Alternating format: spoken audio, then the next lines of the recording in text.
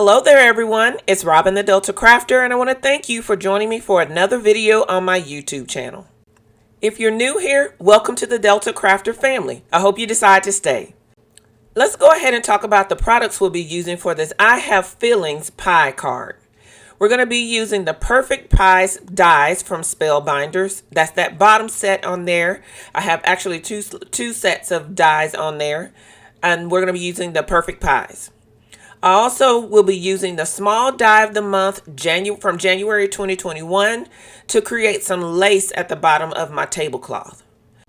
You guys know how much I love this buffalo check stamp from Hero Arts, and so I'm going to be bringing that in today, along with some vintage photo, salvaged patina, and fired brick distress inks.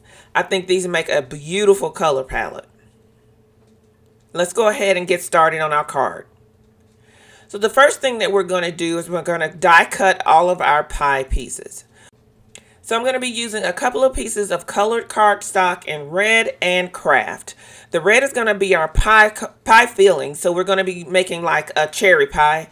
And then we're going to be using the craft for our crust. So I'm just placing the dies on my pieces of cardstock here, and I'm securing those down with some Easy C tape. I want my pie to look like it's in a tin pan, so I'm going to be using some mirrored cardstock to cut out the pie pan. So now I'm bringing in that small die of the month from 2021 that I mentioned earlier, and I'm taping that down in a way that's going to give me an edge that is going to be my lace for my tablecloth. So I'm not necessarily concerned as much about cutting the entire rectangle out. What I really just need is one of the very long sides.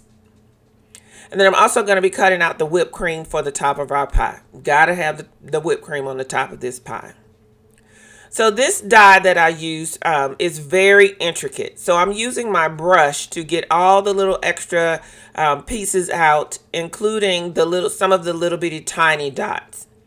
Some of them were stubborn and they didn't want to come out, so then I brought out my Holtz picker and I was able to poke those out.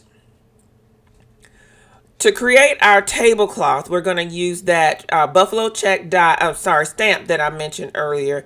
Guys, this stamp is very, very versatile. You can use it every season of the year. I haven't had a season come up yet that I haven't been able to use this stamp.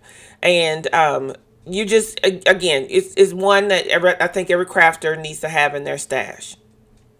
So I'm going to be stamping this image onto a piece of Nina Classic Crest Solar White 80-pound cardstock. That's also the cardstock I use for the lace.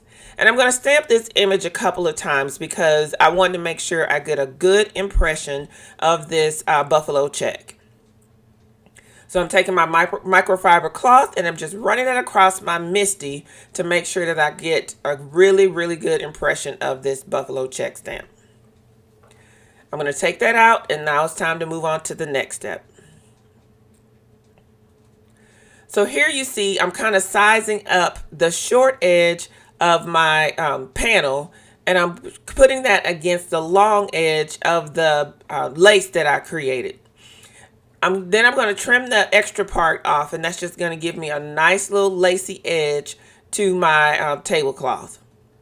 I think it's a really nice touch to add to a card. Look around in some of the dies that you have and see if you have a die that you could use to add some lace to the bottom of a panel. So you can see there I've trimmed everything down, so my panel is now 4 inches by 5 1/4. I want to add a little bit of depth to my die cuts, so I'm going to bring in that fired brick distress ink. I'm going to ink up the pie filling. Once I put everything together and assemble everything, you won't see as much of the pie as I thought you would, but still the dimension will peek through on that lattice work of that pie crust.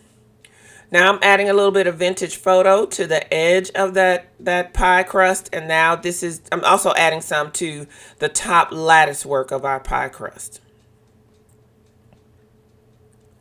Now that we've got all our pieces cut out and inked up and everything, and now it's time to assemble our pie. So we're going to take our pie filling And we're going to place the pie pan at the bottom of that filling. And we're going to use some Barely Arts glue to adhere the pie pan to the pie filling. So I'm bringing in that Barely Arts glue now. This is one of my favorite liquid adhesives.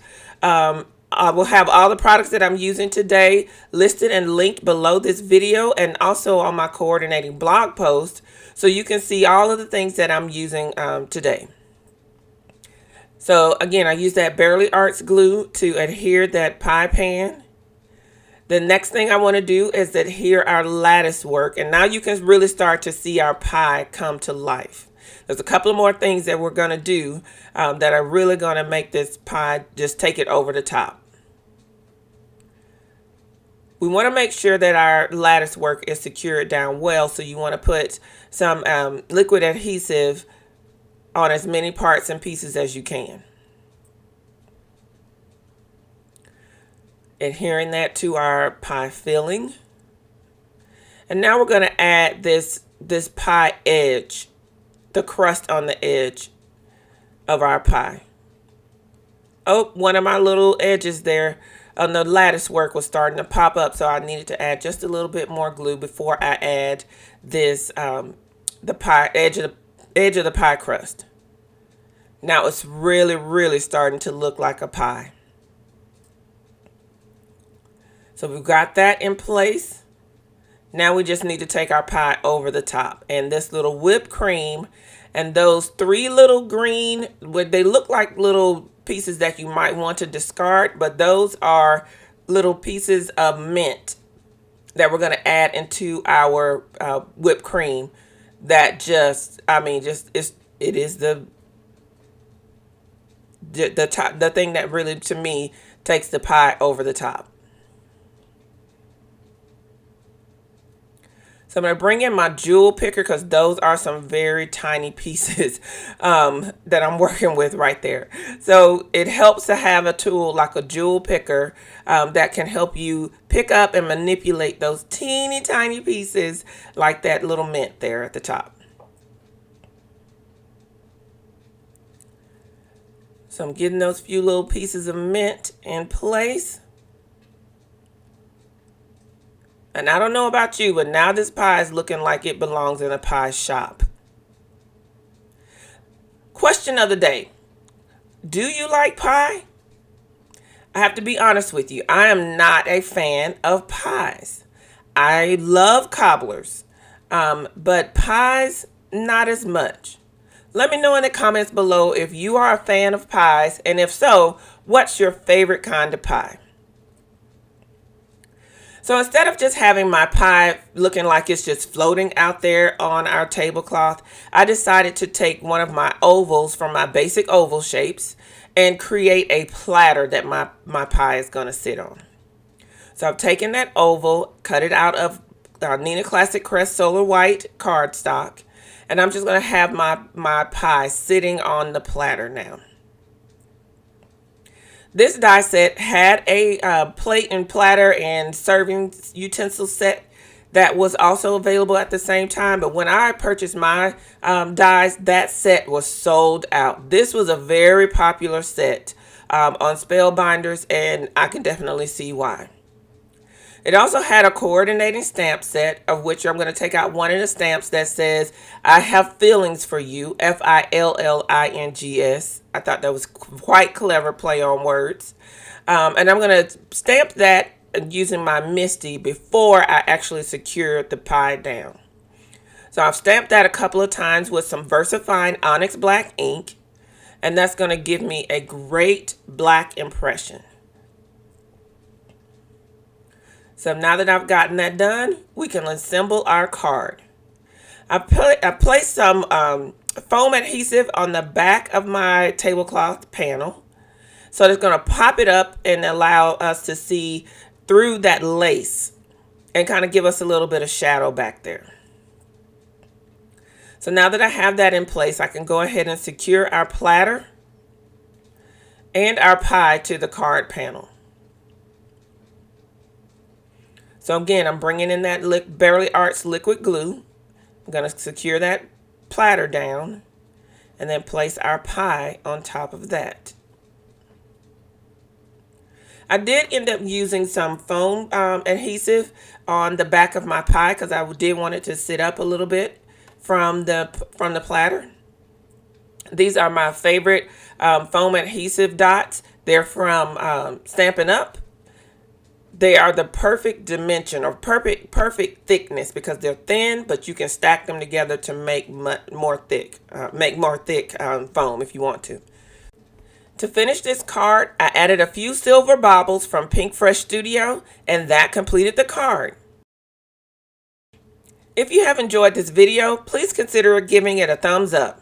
I'd love for you to subscribe to the channel and join the Delta Crafter family if you haven't already done so.